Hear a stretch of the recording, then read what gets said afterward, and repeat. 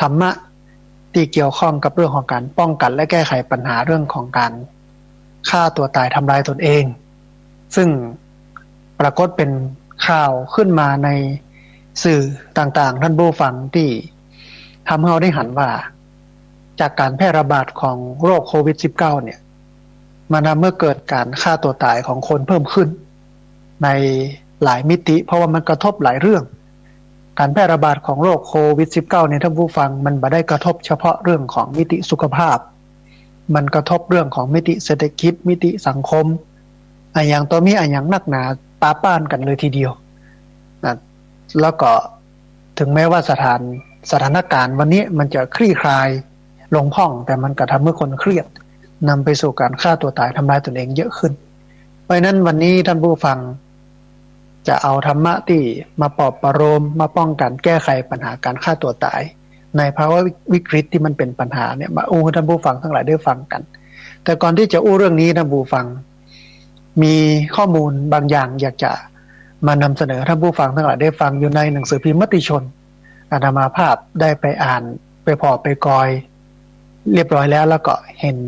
ประโยชน์นะก็เลยเอามาอู้ให้ท่านผู้ฟังทั้งหลายได้ฟังในหนังสือพิมพ์มติชนเนี่ยเปิ้ลได้เอาได้เอาเรื่องของผลวิจัยของนักวิจัยมาอู้มาเอ่ยคือสังคมได้รับรู้รับทราบเปิ้ลบอกว่าผลวิจัยชี้คนไทยฆ่าตัวตายเท่าคนตายเพราะโควิดนะคือหมายความว่าการแพร่ระบาดของโรคโควิดเนี่ยนอกจากจะทำให้คนตายเพราะโรคนี้แล้วเนี่ยมันยังมีคนที่ฆ่าตัวตายจำนวนเนี่ยพอๆกันกับคนติดโรคโควิดแล้วตาย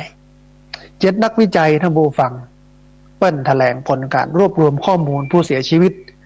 แล้วก็คนที่ฆ่าตัวตายจากไวรัสโควิด -19 เปิ้ลบอกว่าแค่20 วันเนี่ย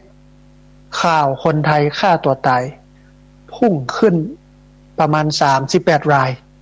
เนี่ยเสียชีวิตไปถึง28 รายแล้วก็อันบอบช้ำทางด้านจิตใจ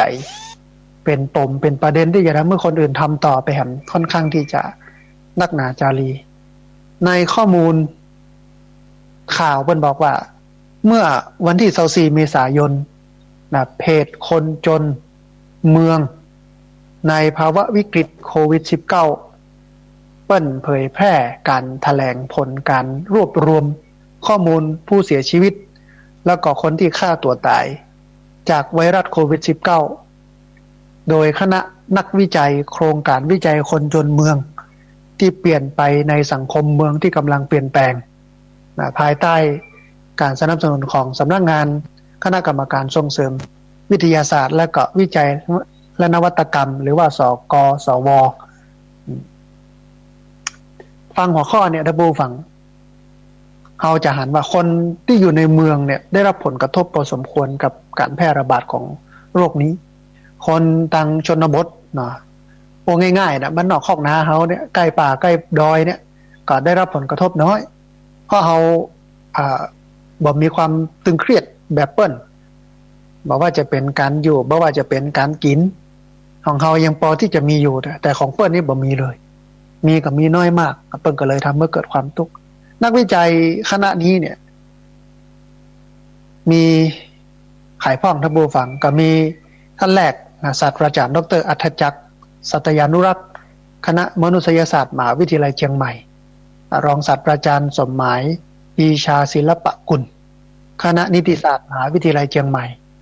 รองศาสตราจารย์ดร.ประภาสปิ่นตบแต่งคณะรัฐศาสตร์จุฬาลงกรณ์มหาวิทยาลัยผู้ช่วยศาสตราจารย์ดร.บุญเลิศวิเศษปรีชาคณะสังคมวิทยาและมนุษยวิทยามหาวิทยาลัยธรรมศาสตร์รองศาสตราจารย์ดร.ณัฐพงศ์จิตนิรัตน์รองอธิการบดีฝ่ายวิจัยมหาวิทยาลัยทักษิณผู้ช่วยศาสตราจารย์ดร.ธนิตโตอติเทพคณะมนุษยศาสตร์และสังคมศาสตร์มหาวิทยาลัยบูรพาแล้วก็ท่านผู้ช่วยศาสตราจารย์ดร.ธนพฤกษ์ชามรัตน์คณะมนุษยศาสตร์และสังคมศาสตร์มหาวิทยาลัยขอนแก่นอันข้อมูลที่เปิ้ลอัมบาอูเนี่ยเปิ้ลอู้เมื่อวันที่24 เมษายนเปิ้ลระบุว่า การแถลงผลการรวบรวมข้อมูลผู้เสียชีวิตและคนที่ฆ่าตัวตายจากไวรัสโควิด -19 เพื่อนบอกว่าภายหลังการแพร่ระบาดของโควิด -19 หรือว่าไวรัสโควิด -19 ในสังคมไทยรัฐบาลได้เลือกใช้มาตรการอย่างเข้มงวดและก็รุนแรงในการควบคุมเช่นนโยบายการปิดห้างสรรพสินค้าการรณรงค์อยู่บ้านหยุดเชื้อเพื่อชาติการปิดเมืองหรือว่าล็อกดาวน์บ่ให้มีการเคลื่อนย้ายของประชาชนได้อย่างเสรีการปิดสถานบันเทิงการปิดการนัดบ่อนุญาตให้นั่งในร้านอาหารในร้านที่เป็นขายอาหารกินข้าวในห้างบ่ให้ในด้านหนึ่งดูกับว่าสังคมไทยนี่จะสามารถรับมือการแพร่ระบาดของไวรัสได้ในระดับที่น่าพึงพอใจดังจะเห็นได้จากจำนวนผู้ติดเชื้อและก็ผู้ที่เสียชีวิตโดยสาเหตุของโรคไวรัสโควิด -19 เนี่ยมีจำนวนน้อยลงอย่างมากในช่วงเดือนเมษายน 2565 มาจนถึงวันนี้ก็ดูสถานการณ์มันคลี่คลายท่านผู้ฟังแล้วก็มันลดลงจนเป็นที่น่าพอใจแต่เปิ้ลก็มีข้อกังวล มีข้อเสนอแนะข้อคิดเห็นกันว่าแน่นอนว่าเหตุการณ์ดังกล่าวนี้เป็นสิ่งที่น่ายินดีสำหรับหมู่เฮาผู้คนที่อยู่ร่วมกันในสังคมนี้อย่างไรก็ตามเปิ้ลว่าก็ปรากฏข่าวการฆ่าตัวตายของประชาชน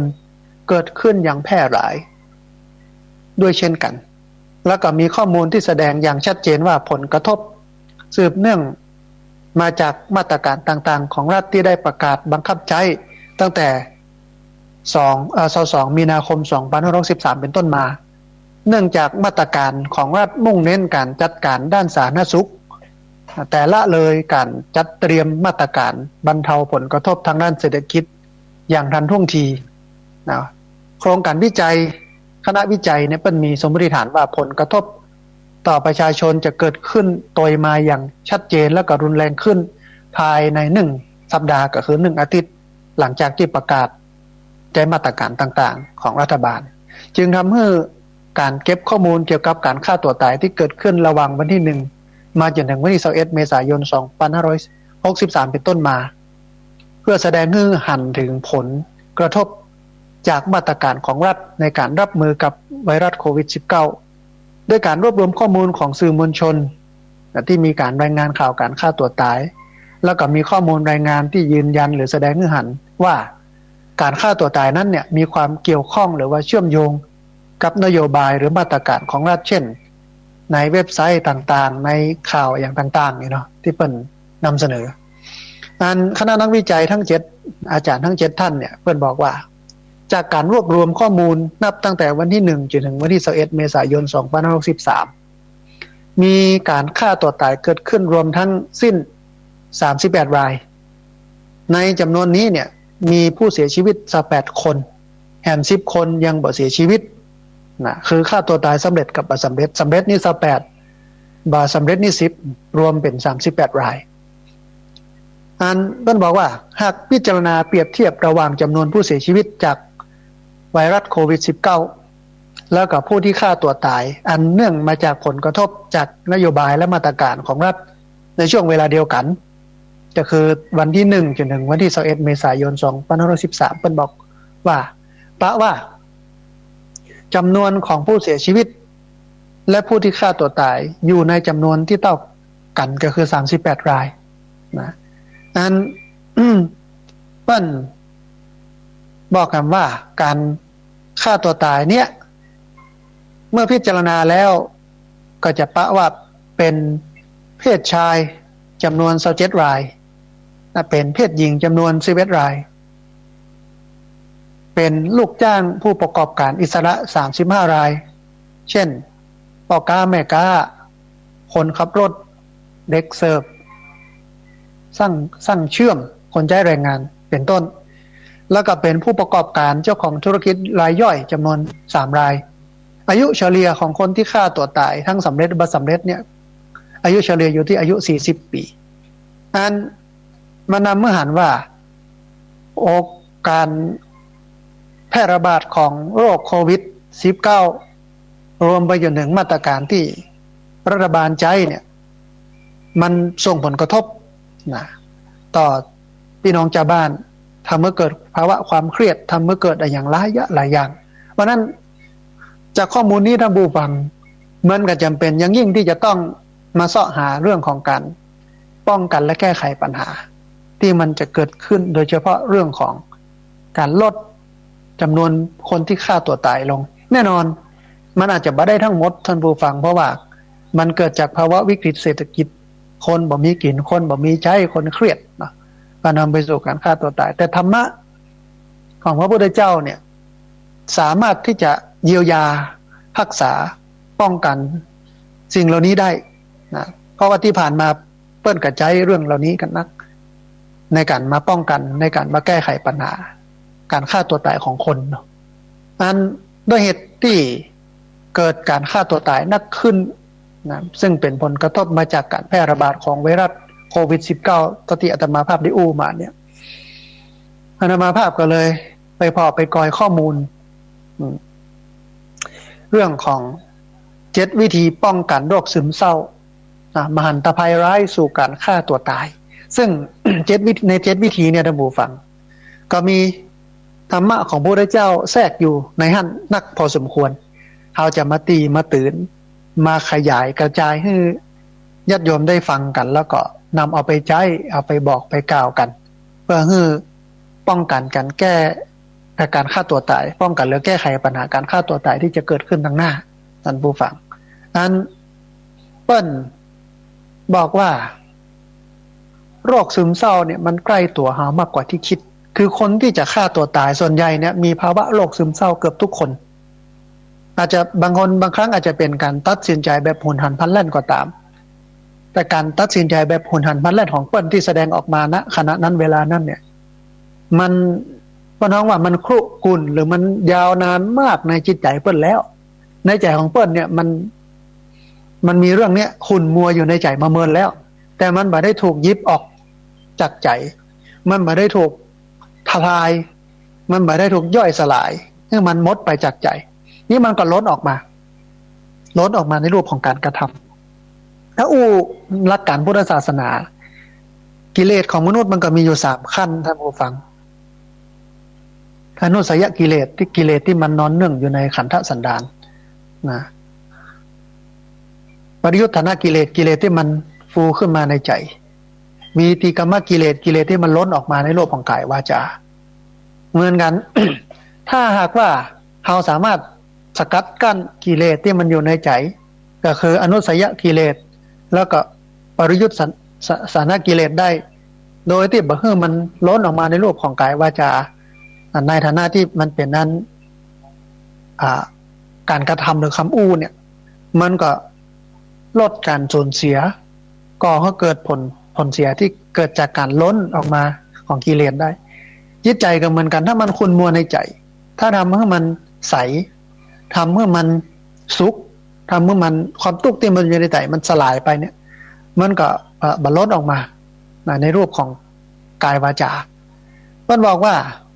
โรคซึมเศร้านี่มันใกล้ตัวมากกว่าที่คิดอาจารย์แพทย์หญิง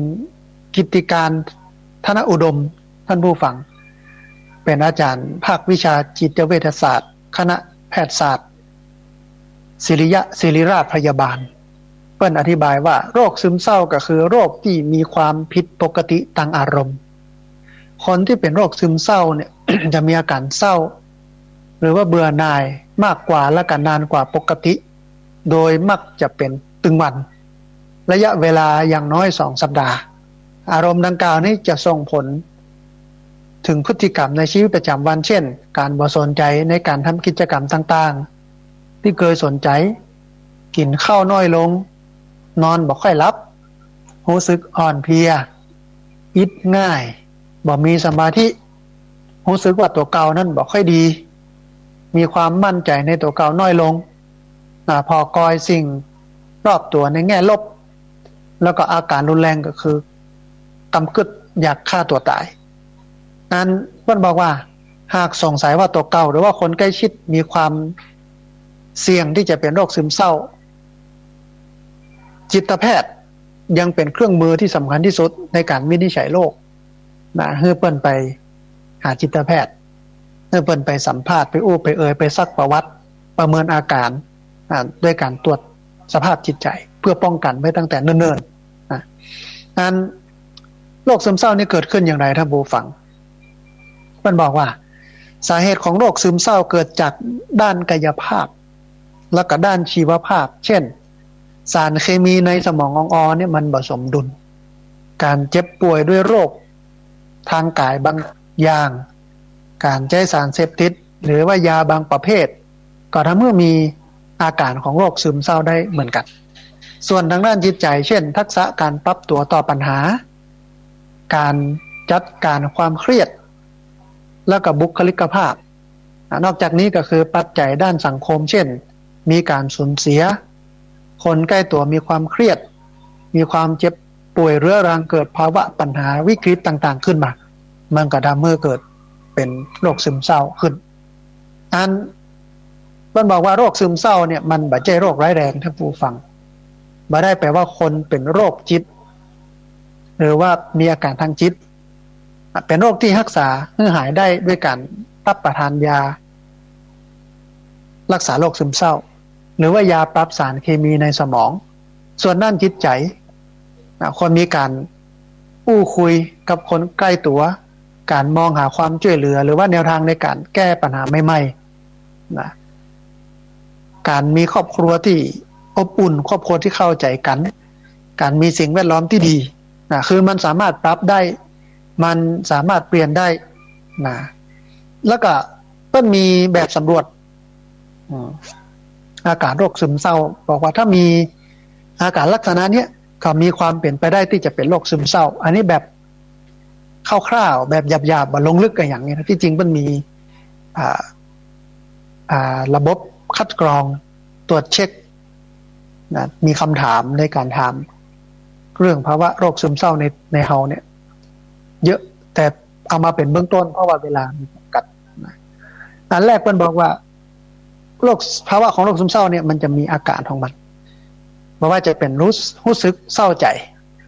หม่นหมองงุดงิดกังวลบ่สบายใจอันนี้ก็เป็นปรากฏการณ์หนึ่ง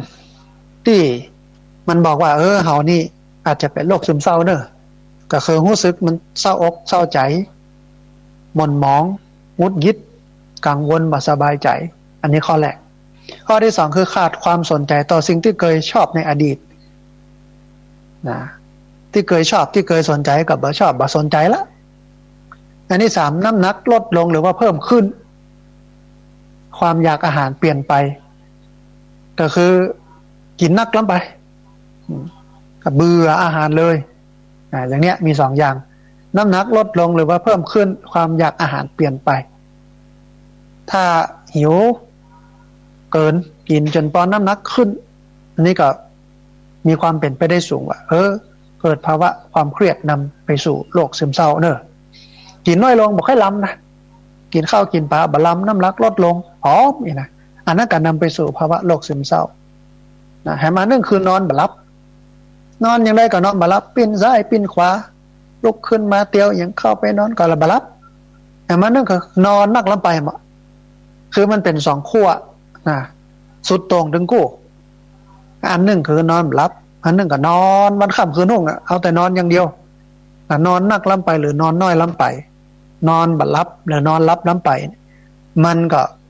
เป็นปรากฏการณ์หนึ่งของภาวะโรคซึมเศร้าท่านผู้ฟังอย่างมาหนึ่งก็คือรู้สึกสิ้นหวังรู้สึกว่าตัวเก่านี่บ่มีคุณค่าบ่มีความหมายอย่างสักอย่างอยู่ไปวันๆกับมีอย่างเนี่ยแต่มาหนึ่งคือรู้สึกว่าบ่มีสมาธิอ่อนเพลียเมื่อยล้าบ่มีเรี่ยวแรงบ่มีไฟบ่กระตือรือร้นอะไรอย่างแต่มาหนึ่งคือกึศเติงแต่เรื่องความตายแล้วก็อยากที่จะฆ่าตัวตายอันเนี้ยถ้าเฮาหรือว่าคนรอบข้างเฮาเนี่ยมีอาการอย่างนี้หลายข้อแล้วมีอาการเหล่านี้เนี่ย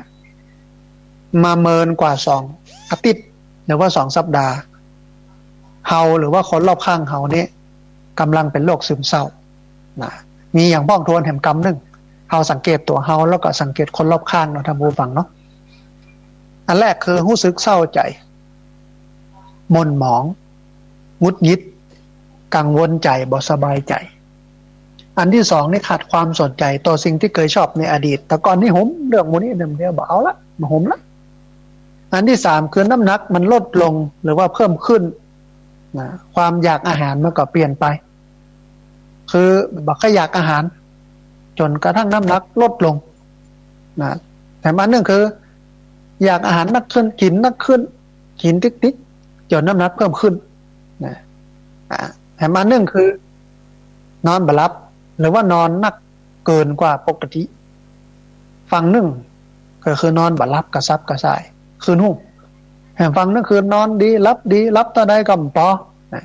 นี่เป็นอาการของการที่จะเกิดขึ้นเมื่อเป็นโรคซึมเศร้าแห่งมานึ่งรู้สึกสิ้นหวังรู้สึกว่าตัวเก่านี้ไร้ค่าบ่มีความหมายมีประโยชน์แห่งมานึ่งคือบ่มีสมาธิรู้สึกอ่อนเพลียเมื่อยล้าบ่มีเรี่ยวมีแรงแห่งมานึ่งคือกึดเติงแต่เรื่องความตายแล้วก็อยากที่จะฆ่าตัวตายอันนี้ถ้าเราสังเกตพอตัวเราแล้วก็คนอื่นถ้าเป็นอย่างอี้เนี่ยก็ต้องรีบปรึกษาจิตแพทย์หรือหาวิธีการป้องกันและแก้ไขทีนี้วิธีการป้องกันและแก้ไขปัญหาเรื่องนี้เนี่ยสกัด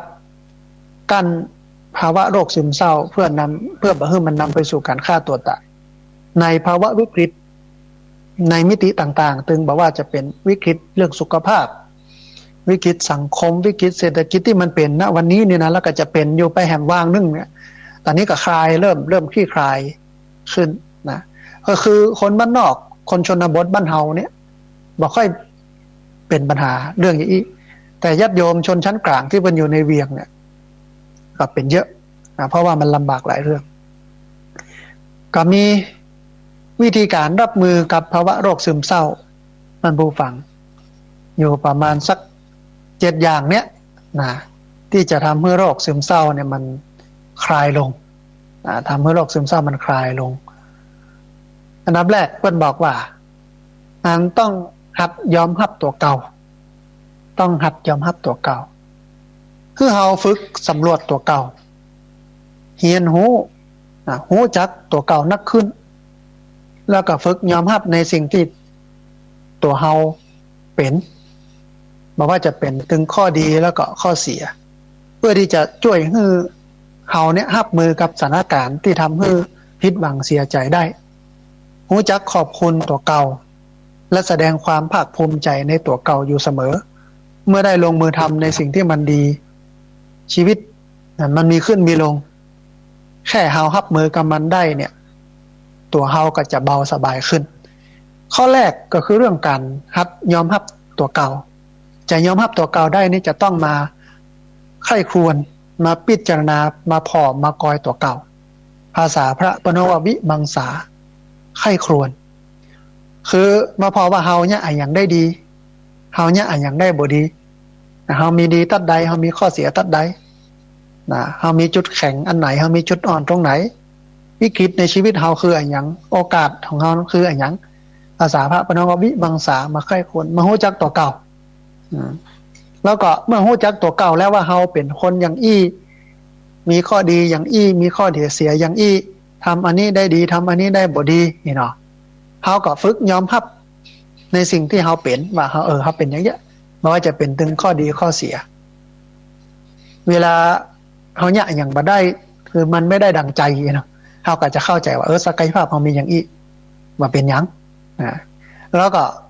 ถึงแม้ว่าเฮาจะเป็นลักษณะอย่างนี้เฮามีข้อบกพร่องอย่างนี้แต่เฮาก็ยังมีข้อดีเห็นอันหนึ่งที่เป็นข้อดีของเฮาซึ่งก็เหนือกว่าคนอื่นมันก็ทำให้เราเกิดความภาคภูมิใจในตัวเก่าว่าเฮาไม่ได้แย่เสมอไปนะเมื่อเราเข้าใจตัวเก่าแล้วเนาะอาตมาภาพเคยทำเรื่องนี้ให้กับผู้สูงอายุถ้าเป็นที่เป็นนักเรียนผู้สูงอายุเนาะบางคนเป็นคนเฒ่าก็บอกว่าเจ้าเนี่ยยังจ้างสักอย่างหนังสือก็ไม่ได้เรียนจบก็บ่จบแค่ป .4 อ่านก็บ่ได้เขียนก็บ่ออกอย่างนี้เนาะอ่านก็บ่ออกเขียนก็บ่ได้ดูเหมือนว่าเพิ่นจะหมดหวังในชีวิตพอว่าตัวเองบ่มีคุณค่าแล้วบ่มีความหมายอาตมาภาพก็ไปสกัดเอาศักยภาพในตัวเปิ้นออกมาให้สังคมได้เห็นและเป็นความภาคภูมิใจของเปิ้นบางคนถึงแม้บ่เก่งอย่างเลยแต่เนี่ยขนมจ๊อกเก่งอ่ะ เนี่ยขนมจ๊อกเก่ง ห่อนึ่งลำบางคนจักสารเก่งโลกบางคนช้อยบางคนซอบางคนงานฝีมือหัตถกรรมจักสารบางคนทักจุงนะคือคนทุกคนมันมีดีอยู่ในตัวเก่ามันมีดีอยู่ในตัวเองเนี่ยมันมาได้ถูกสกัดออกมาคือคนได้โหแล้วก็ดีของคนณวันนี้เนี่ยมันถูกจำกัดถูกจำกัดเพราะนั้นก็เลยต้องไปสกัดออกมาโอ้คนเท่าบางคนหลังจากที่หัวตัวเก่าถนัดด้านนี้แล้วมีคนชื่นชมอาตมาภาพก็เอาละออนนักเรียนไปเรียนตัวเอายกฐานะเฮ้เปิ่นจากคนเท่าธรรมดาเฮ้เป็นแม่ครูเนี่ยแม่ครูที่เก่งเรื่องห่อนึ่งแม่ครูที่เก่งเรื่องของทำขนมจ๊อกทำขนมกล้วยข้าวต้มกล้วยป้าครูเก่งเรื่องของการตัดตุงสารก็เอากล่องเข้าทำโคมไฟนักเรียนละอ่อนแต่เด็กก็ไปเรียนรู้ได้สืบสานศิลปะวัฒนธรรมได้ถ่ายทอดองค์ความรู้ภูมิปัญญาท้องถิ่นให้กับละอ่อนคนเฒ่าคนแก่ก็มีความภาคภูมิใจว่าโอ้นี่เฮานี่เป็นพ่อครูแม่ครูในชีวิตเฮาก็ยังมีคุณค่าและมีความหมายอันนี้ข้อแรกนะเรื่องของการยอมรับตัวเก่าเรื่องของการรู้จักตัวเก่ามันก็นำไปสู่การป้องกันและแก้ไขปัญหาการเป็นโรคซึมเศร้าแล้วนำไปสู่การฆ่าตัวตายได้ตัวนะเขาไม่ดีในเฮาทุกคนนะเฮาค้นหาความดีของเฮาเพื่อปะก็แล้วกันแล้วภูมิใจในความดีนั้นบดีนักดีน้อยก็มันถึงมีมันมีคนไหนที่แบบมีดีแล้วกับบ่มีคนไหนที่บ่มีเสียคนเฮามีดีมีเสียเนี่ยมันคะเข้ามันคุกเข้ากันไปแต่เฮาก็เอาแต่ข้อดีของเฮาเหมือนที่หลวงพ่อพุทธทาสเพิ่นบอกว่าเขามีส่วนเลวบ้างช่างหัวเขาจงเลือกเอาส่วนดีเขามีอยู่เป็นประโยชน์ต่อโลกบ้างยังน่าดูส่วนที่ชั่วอย่าไปรู้ของเขาเลยอย่าเที่ยวหาคนดีโดยส่วนเดียวอย่าเที่ยวหาเลยสหายเอ๋ยเหมือนเที่ยวหาหนวดเต่าตายเปล่าเลยฝึกให้เคยมองแต่ดีมีคุณจริงหลวงพ่อพุทธทาสเป็นว่าอย่างนั้นเพราะนั้นก็หัดยอมรับตัวเก่าฝึกสำรวจตัวเก่าเรียนรู้จักตัวเก่านักขึ้นภาษาพระปนองวิมังสาไข้ครวนตัวเองแล้วก็ฝึกยอมรับในสิ่งที่ตัวเก่าเป็นทั้งข้อดีข้อเสียเพื่อที่จะช่วยให้เฮาเนี่ยรับมือกับสถานการณ์ที่มันทำให้เฮานั้นผิดหวังเสียใจรู้จักขอบคุณตัวเก่าแล้วก็แสดงความภาคภูมิใจในตัวเก่าอยู่เสมอเมื่อได้ลงมือทำในสิ่งที่ดีนะชีวิตเนี่ยมันมีขึ้นมีลงแค่เฮารับมือกับมันได้เนี่ยเฮาก็จะสบายขึ้นอันนี้ข้อแรกเนาะอันที่สองเปิ้นบอกว่าไข้หัวบ่อยๆไข้หัวนักๆคือเมื่อรู้สึกตุกท่านผู้ฟังเฮาควรปาตัวเก่าเนี่ยอยู่กับสิ่งที่ทำรู้สึกเพลิดเพลินทำรู้สึกม่วนอกม่วนใจถ้าเป็นคนที่เปิ้นบ่ได้เป็นสายธรรมะอย่างเฮาเนาะเปิ้นก็จะไปพอหนังตลกไปอ่านเรื่องตลกไปฟังเพลงไปอู้กับเปื้อนกับโฟงในเรื่องที่มันสนุกสนานเพลิดเพลินเพื่อช่วยคลายเครียดช่วยคลายความทุกข์ในใจแต่ว่าคนที่เป็นคนศึกษาและปฏิบัติธรรมะอย่างหมู่เฮาเจ้าข้าทั้งหลายในท่านผู้ฟังเนาะเขาก็ฟังรายการวิทยุฟังธรรมะครูบาอาจารย์ตนนั่นตนนี้มันก็ม่วนอกม่วนใจอย่างที่อาตมาภาพว่าเรื่นเริงบันเทิงใจเป็นกำไรของชีวิตวันไหนที่หงุดหงิดเป็นชีวิตที่ขาดทุนมันก็ม่วนอกม่วนใจนะฟังธรรมะหลายคนก็โทรเข้ามาบอกว่าโอ้ฟังธรรมะพระอาจารย์แล้วมันม่วนอกม่วนใจจมอกเย็นใจมันเหมือนโอสถมันเหมือนยาติบนะธรรมะโอสถล่ะทำให้จิตใจที่มันหดหู่ท้อถอยก็มีพลังขึ้นมาทำให้จิตใจที่มันจมอยู่กับความทุกข์มันลอยออกมาจากความทุกข์เข้าไปสู่ความสุขสบายอกสบายใจบางคนนี่ได้ลู่ทางในการแก้ปัญหาบางคนได้ข้อคิดสะกิดใจบางคนได้กำลังใจนำไปสู่การมีความสุขไข้หัวนะพวกฟังอย่าไปตุกกับมันอาตมาภาพหลายคนก็บอกว่าพระอาจารย์เนี่ยจัดรายการไปตัวไข้หัวไปตัวเอาก็คนมันบัดตุกมันจะไปให้มันให้ยัยมันก็ไข้หัวกะเรื่นเริงบันเทิงใจเป็นกำไรของชีวิตวันไหนที่หงุดหงิดเป็นชีวิตที่ขาดทุนหรอกสุขทุกข์มันอยู่ที่เฮาจะทำมันบางคนเนี่ยมองปัญหาเป็นเรื่องธรรมดาบางคนเนี่ยมองเรื่องธรรมดาเป็นปัญหาก็มีนะ มันขึ้นอยู่กับมุมมองของคนบางคนมองปัญหาเป็นเรื่องธรรมดาบางคนมองเรื่องธรรมดาว่าเป็นปัญหามันขึ้นอยู่กับมุมมองความคิดของคนถ้ามองโลกเนี่ยมันถูกต้องตามหลักการพุทธศาสนานะ อันพระพุทธเจ้าใจกับว่ายะถาภูตญาณทัศนะมองโลกตามความเป็นจริงมองในสิ่งที่มันเป็นมันจะมองว่าอ๋อตาคือมันเป็นอย่างนั้นนั่นมันบดีกับอย่างนั้นมันดีกับอย่างนั้นเมื่อเป็นอย่างนี้แล้วปุ๊บเขาก็อย่าบรรทุกกับมันมองเป็นเรื่องปกติม่วนอกม่วนใจอันมานึ่งท่านผู้ฟังนอกจากยอมรับตัวเก่าแล้วนอกจากไข้หัวนักแล้วเนี่ยยังจะต้องรู้จักระบายความรู้สึกท่านผู้ฟังเวลาเขาเกิดความเครียดเวลาเกิดความเศร้าเวลาเกิดความผิดหวังเขาควรเรียนรู้ที่จะหาวิธีปลดปล่อยความรู้สึกเศร้าความรู้สึกโกรธความรู้สึกผิดหวังหรือว่าความรู้สึกเสียใจออกมาเพราะอาการซึมเศร้าเนี่ยมันมักเกิดจากการเก็บกดอารมณ์ความรู้สึกไว้เราทำได้โดยการโดยการระบายในการบอกกล่าวกับคนที่เราไว้ใจได้นะบางคนอาจจะเขียนหรือว่าจดลงในสมุดบันทึกก็ได้มันต้องระบายเหมือนกาต้มน้ำท่านผู้ฟังเนี่ยอย่างมันจะต้องมีห้อมเพื่อมันออกถ้ามันปิดเหี่ยมดเนี่ยมันก็ระเบิดมันต้องมีห้อมมีหูให้มันออกระบายออกมาอย่างเขื่อนใหญ่ๆที่เปิ้นกักเก็บน้ำก็มีที่ระบายเอาเองความรู้สึกที่มันเป็นความรู้สึกเศร้าโศกเสียใจผิดหวังก็ต้องระบายการระบายของเราระบายได้ด้วยกันพูดคุยบอกเล่าให้กับคนที่เราไว้วางใจประเดี๋ยวนี้เปิ้นมีฮอตไลน์ใครเครียดใจด่วนใครเครียดแบบมีวัดหลายวัดทางภาคใต้ช่วงนี้คนเครียดจากการแพร่ระบาดของภาวะโรคระบาดภาวะโควิด -19 เนี่ยเปิ้นก็เปิดสายด่วนโยมโทรเข้าไปปรึกษาปัญหาธรรมะระบายเล่าอย่างต่างๆแล้วก็มีของกรมสุขภาพจิตกระทรวงสาธารณสุของค์กรมูลนิธิเลิศคิดเตอร์นะก็เปื้อนเฮาโทรไประบายไปได้จดนะในบันทึกในสมุดบันทึกเขียนไปคือระบายออกท่านผู้ฟังระบายออกมันก็ทำเมื่อเฮานั้นบ่ตุกมันก็ทำเมื่อเฮานั้นบ่เศร้าบ่โศกกับมันบ่เสียใจกับมันเพราะมันได้บอยออกได้ระบายออกมันบ่อัดอั้นตันใจบางคนที่เป็นลูกศิษย์ลูกหาธรรมาภาพเนาะเวลาเพิ่นมีปัญหาเพิ่นก็จะมาหาสมัยตะก่อนมานั่งฟังเรื่องนั้นเรื่องนี้ก็รับฟังเนาะด้วยความที่เขาเป็นครูบาอาจารย์ฟังเพื่อที่จะ1เพื่อเพิ่นได้ระบายให้เพิ่นได้สบายใจ2ฟังเพื่อได้จับเอาประเด็นปัญหานำมาวิเคราะห์ว่าสาเหตุของปัญหาเกิดอย่างนี้มันต้องแก้อย่างนี้เพื่อที่จะแนะนำวิธีการแก้ปัญหาเพิ่นบางคนก็ได้2อย่างคือได้ถึงระบายตัวแล้วก็ได้ถึงวิธีการแก้ปัญหาไปตัว